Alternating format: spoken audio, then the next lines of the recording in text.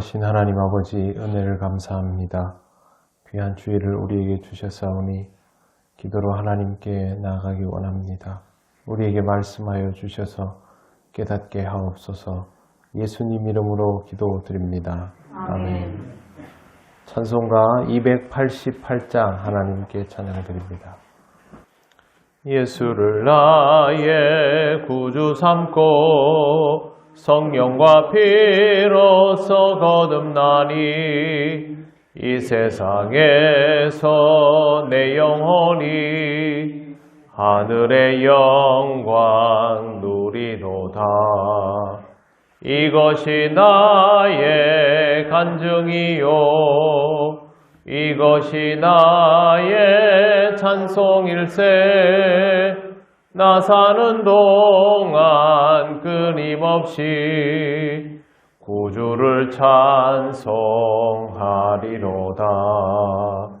온전히 주께 맡긴 내 영 사랑의 음성을 듣는 중에 천사들 왕래하는 것과 하늘의 영광 보리로다. 이것이 나의 간증이요 이것이 나의 찬송일세. 나 사는 동안 끊임없이 구주를 찬송하리로다.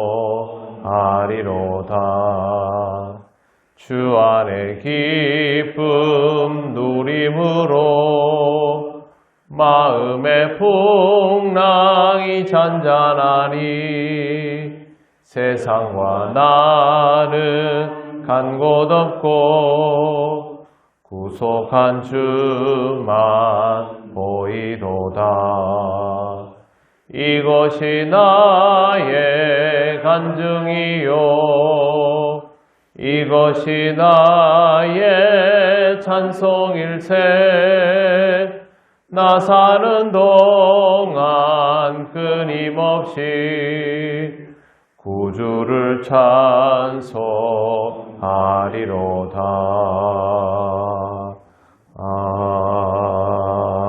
아멘.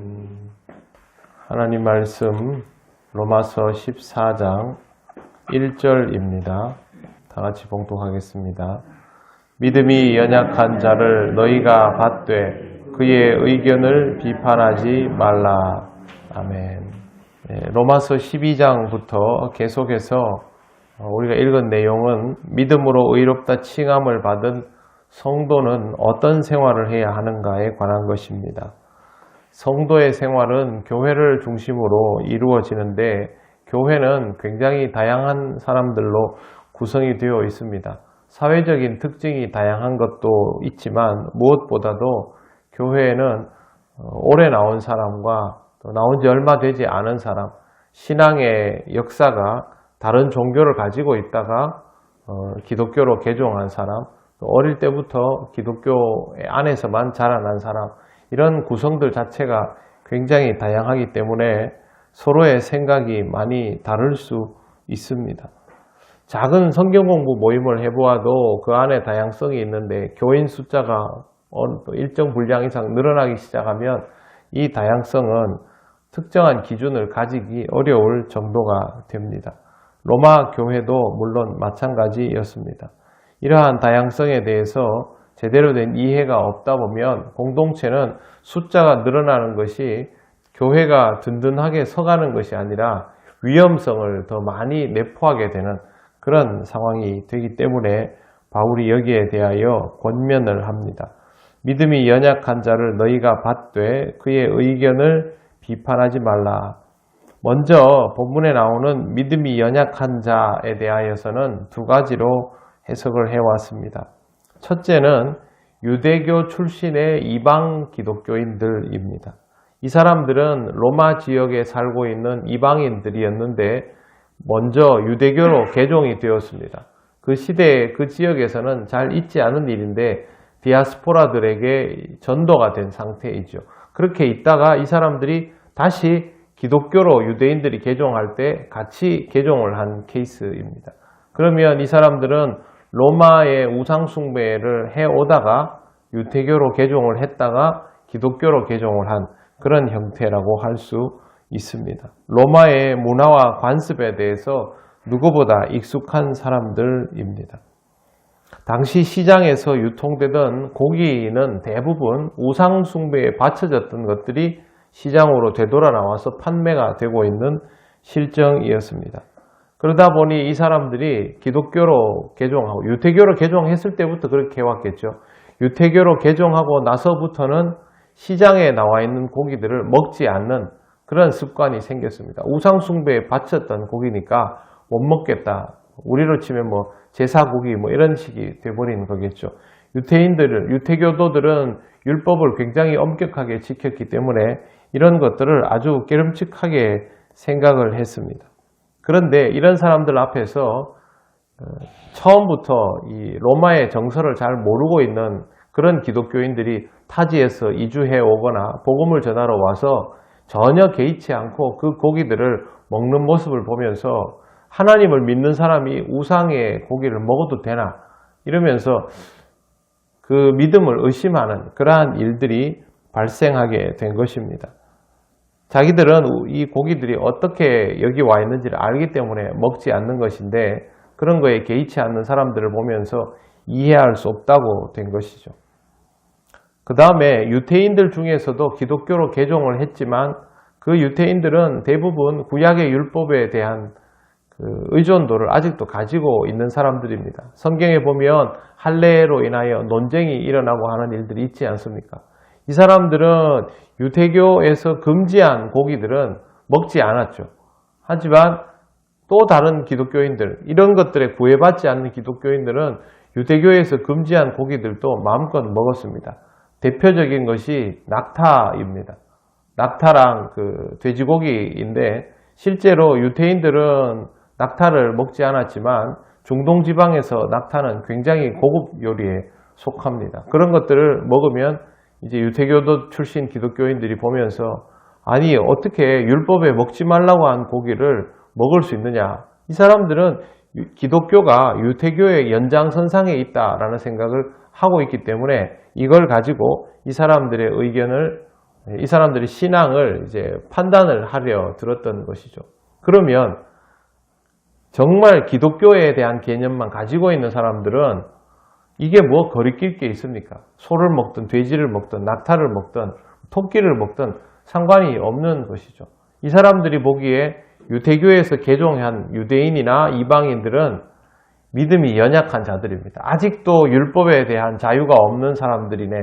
신앙이 아직도 저거밖에 안 되네. 그렇게 나온 것이죠. 한쪽에서는 이 사람들이 너무 자유분방하다고 믿음에 문제가 있다고 하고 다른 한쪽에서는 저런 판단을 내리고 아직도 율법에 얽매여 있는 사람들을 또 아니면 로마의 우상숭배에 대한 영향을 염려하는 사람들을 보면서 믿음이 연약한 자다라고 판단을 하고 이렇게 된 것이죠. 여기에 대해서 바울이 딱 한 가지를 말합니다. 오늘은 이것만 말씀을 드리고 다음 시간에 구체적으로 설명을 하겠습니다. 1절 마지막에 보시면 이렇게 되어 있습니다. 너희가 받되, 이런 사람들을 너희가 받되 그의 의견을 비판하지 말라입니다. 너희가 받되라는 말은 용납하다라는 뜻이죠. 그러면 교회는 이런 다양한 구성들을 다 용납해 줄 수 있어야 한다라는 뜻입니다. 신앙생활이 편하려면 유대교에서 개종한 사람들은 유대교에서 개종한 사람들끼리 모여 있으면 자기들끼리 공감대가 딱 형성되니까 이런 거 가지고 논란이 될 필요가 없죠. 이 사람들끼리 모여서 교회를 이루면 우상에게서 나온 고기는 아예 안 먹으면 되는 것이고 낙타고기는 우리 교회에서는 금지다 이러면 끝나는 겁니다. 하지만 기독교는 그렇지 않습니다. 굉장히 다양한 사람들이 모여있기 때문에 이런저런 생각들이 오고 가는 것이죠. 이걸 받아주라는 겁니다. 일단 그 다음에 두 번째는 그의 의견을 비판하지 말라입니다. 이걸 아주 쉽게 설명을 드리면 이렇게 반응하면 됩니다. 그렇게 생각할 수도 있지 이겁니다.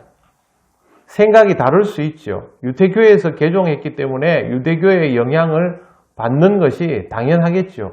그러면 그거 틀렸다라고 말하면 그냥 끝나는 것이긴 하겠지만 그것보다는 당신은 그렇게 생각할 수도 있다. 그렇게 받아들이라는 겁니다.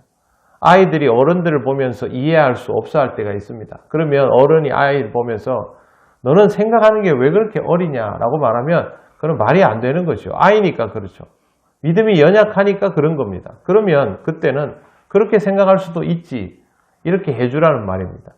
우상에 바쳐진 고기를 먹는 것이 옳다 아니다의 문제가 아니라 다른 사람이 그런 생각을 했을 때 그걸 무조건 비판하기보다는 그렇게 생각할 수도 있다라는 것을 내가 여지를 둘 수 있어야만 교회 공동체가 함께 지낼 수 있다라는 것을 바울이 먼저 말해주고 있습니다. 여러분, 교회에서 생각이 다양한 것에 대해서 무조건 상대방을 향해서 네가 틀렸다라고 말하기보다는 그 입장에서는 그렇게 생각할 수도 있다라는 것을 꼭 먼저 염두에 두시기를 바랍니다. 그래야만 교회 안에서 서로가 대화를 할 수 있고 그 대화를 통하여 상대방을 이해할 수 있고 용납해 나갈 수가 있습니다. 항상 교회는 이것이 옳고 그름을 따지기보다 상대방을 먼저 인정하는 것에서부터 시작을 해야 하고 그 다음에 서로 이야기를 나누고 말씀에 대하여 주고받음을 통해서 이게 과연 어디로 나가야 하는지를 확실히 바로잡아 나갈 수가 있는 것입니다. 그렇게 생각할 수도 있다라는 것 꼭 기억하시고 교회 안에서 기쁨으로 서로를 바라보고 서로를 용납할 수 있는 성숙한 그리스도인으로 살아가시기를 바랍니다. 기도드리겠습니다. 하나님 감사합니다. 하나님께서 우리에게 주신 이 복음이 우리로 하여금 율법주의자가 되게 하는 것이 아니라 율법으로부터 자유케 하며 진리를 우리의 마음속에 품으며 마음껏 하나님의 영광을 드러내며 살아갈 수 있도록 해주신 것임을 믿습니다. 율법주의자가 되지 않게 하시고 서로를 판단하기에 앞서서 서로의 생각을 먼저 존중할 수 있게 하시고 하나님의 말씀 앞에서 함께 바로 세워져가는 성숙한 교회가 될 수 있도록 인도하여 주시옵소서. 오늘도 함께 모여 예배를 드리고 서로의 얼굴을 대할 때 기쁘고 즐거운 마음으로 그리하게 하시고 서로를 용납하는 마음이 우리에게 더욱 풍성하여 주셔 성숙한 공동체로 살아가게 하옵소서. 귀하고 복된 주일 하나님께 영광 돌리기를 간절히 원하오며 예수님 이름으로 기도드립니다. 아멘. 하늘에 계신 우리 아버지, 아버지의 이름을 거룩하게 하시며 아버지의 나라가 오게 하시며 아버지의 뜻이 하늘에서와 같이 땅에서도 이루어지게 하소서.